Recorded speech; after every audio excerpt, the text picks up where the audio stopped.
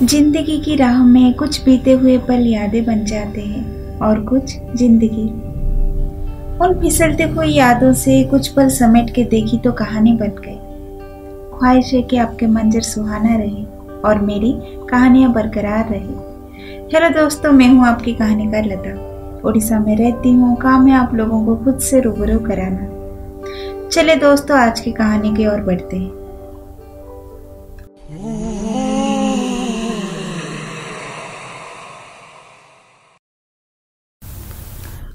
आज भी जब मैं वो दिन याद करती हूँ तो मेरे रोंगटे खड़े हो जाते। वो था 2012 की गर्मियों का मौसम। उन दिनों मेरे स्कूल के छुट्टियों में हम सब नानी घर और दादी के घर घूमने जाते थे। 1 महीने की छुट्टी होता था। पहले तो हम नानी के घर गए थे, फिर दादी के घर। नानी के घर में मेरे बहुत सारे दोस्त थे। सुबह से लेकर दोपहर तक तो घर में रह के खूब मस्ती करते थे। दोपहर का खाना खा के निकल जाते थे घर के पीछे वाले जंगल में। माँ और नानी बहुत टोकते थे और बोलते थे, दोपहर को वहाँ भूत निकलता है, शाम को खेलने चले जाना, अभी सो जाओ। पर मैं और मेरा भाई कहाँ सुनने वाले थे।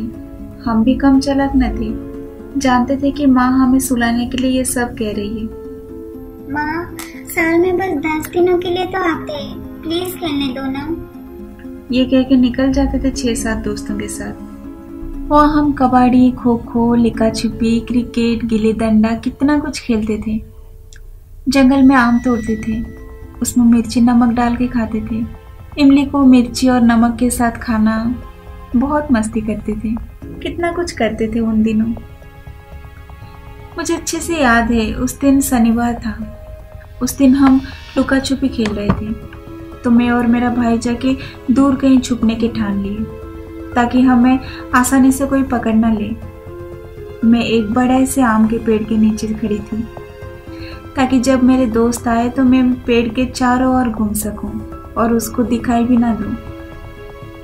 मेरे भाई मेरे पास के ही एक पेड़ के पीछे छुपा था। मुझसे तकरीबन 60-70 कदम के दूर में एक पुराना बरगद की पेड़ था।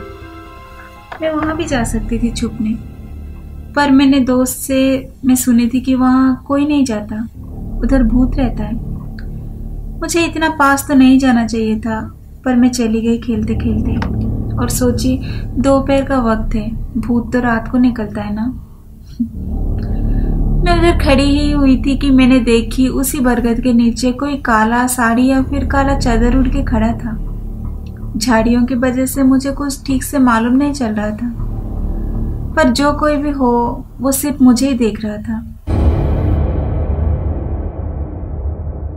कुछ देर के बाद वो मुझे हाथ हिला के बुला रहा था, तो मुझे थोड़ी डर सी लगने लगी।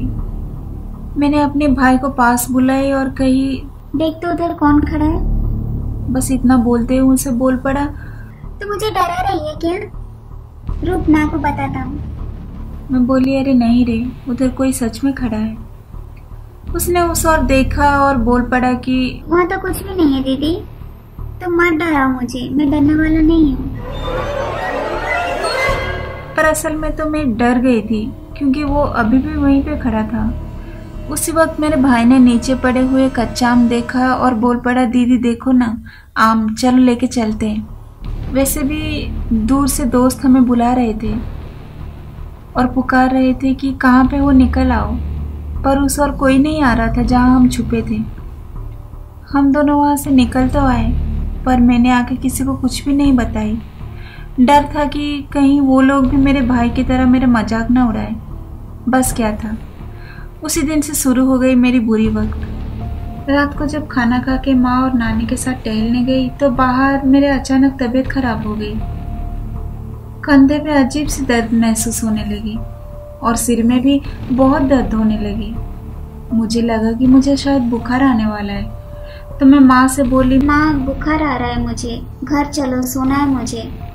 तो माँ ने मेरे सर पे हाथ रखी तो बोली, बदन तो पूरा ठंडा है बेटा, पर ठीक है, चलो घर में आराम करोगे। जैसे मैंने घर के अंदर कदम रखी तो मेरी तबीयत अचानक से ठीक हो गई।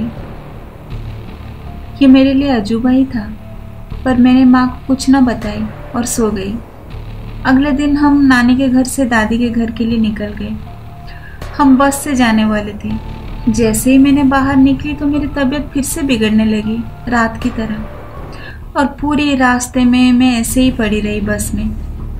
माँ पूछने से बोली कि तबीयत ठीक नहीं है माँ। माँ परेशान हो गई। दादी के घर में भी कदम रखते ही मेरी तबीयत ठीक होने लगी। माँ दादी को रास्ते में मेरी हालात के बारे में बताई तो दादी मेरे सर पे हाथ रखी और पूछी, अब कैसे लग रही है गुड़िया? तो मैंने कहा, अब ठीक हूँ दादी। दादी को पर मेरे ऊपर शक होने लगा। उनको मेरे में कुछ ठीक नहीं लगा। वो शाम को पास के एक मंदिर में पुजारी को बुलाने गई तो उन्होंने मुझे देखा और बताया मेरे साथ कोई आया है, पर वो घर के अंदर नहीं जा सकता क्योंकि द्वार पे माता रानी का फोटो और सिंदूर है। हमारे गांव के लगभग हर घर के सामने माता रानी का फोटो और सिंदूर देखने को मिल जा सकता है। और नानी के गांव में भी पुजारी जी ने बोले कि यह काम मेरे से नहीं हो सकता। पास के गांव में एक तांत्रिक रहते हैं, सिर्फ वही ये काम कर सकते हैं। अगले दिन वो तांत्रिक घर आए और घर के सामने की मिट्टी और मेरे कपड़े की एक टुकड़ा लेकर कुछ पूजा पाठ करने लगे और मुझे तावीज़ पहना दिए और बोले वो एक पिशाच था। तुम्हारे नक्षत्र और ग्रह उस समय कमजोर थे, इसलिए वो तुम्हें दिखाई भी दिया और तुम्हारे साथ भी आ गया। तुम्हारी तावीज़ के लिए वो तुम्हारे ऊपर तो नहीं आ सकता, पर तुम्हारे आसपास मंडराता रहेगा। जब वो अपनी नाकामी खुद से जान जाएगा तो अपने आप ही चला जाएगा। बस उस दिन से आज के दिन मुझे ऐसा कुछ भी परेशानी नहीं है।